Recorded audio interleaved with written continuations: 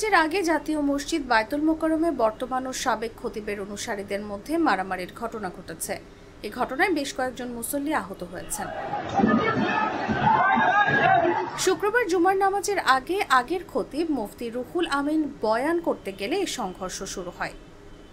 প্রত্যক্ষদর্শীরা জানান, নামাজের আগে বয়ানের সময় একদল মুসল্লি আগের খতিব মুফতি রুহুল আমিনের পেছনে নামাজ পড়তে অনীহা প্রকাশ করেন। এই সময় আরেক দল মুসল্লি প্রতিবাদ করেন। পরে দুপক্ষ হাতাহাতি ও মারামারিতে জড়িয়ে পড়েন। এ সময় নামাজ না পড়িয়ে ঘটনাস্থল ত্যাগ করেন মুফতি রুহুল আমিন। নামাজ পড়তে আসা গার্ডিয়ান প্রকৌশলী প্রকাশক নূর মোহাম্মদ বলেন, আমরা স্বাভাবিকভাবে বায়তুল মোকাররমে নামাজ পড়তে আসছিলাম। আমরা জানতাম না আগের খতিব রুহুল আমিন আজকে খুতবা দেবেন। পরে তিনি যখন খুতবা দেওয়া শুরু করলেন, তখন প্রায় 1000 মুসল্লি দাঁড়িয়ে প্রতিবাদ করেন।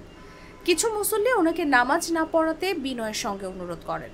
এরপর হঠাৎ করে তার সঙ্গে আসা তার মাদ্রাসার ছাত্ররা সাধারণ মুসল্লিদের মারতে শুরু করেন। তারা মসজিদের জুতার বক্স ও পাইপ দিয়ে মসজিদ চত্বরে আক্রমণ করে। অনেক মুসল্লি আহত হয়ে হাসপাতালে চিকিৎসাধীন। ছাত্র জনতার অভ্যুত্থানের মাধ্যমে আওয়ামী লীগ সরকারের পতনের পর বায়তুল মোকাররম জাতীয় মসজিদের খতিব মুফতি রুহুল আমিন আত্মগোপনে চলে যান। পরে খতিবের দায়িত্ব দেওয়া হয় ওয়ালিউর রহমান খানকে।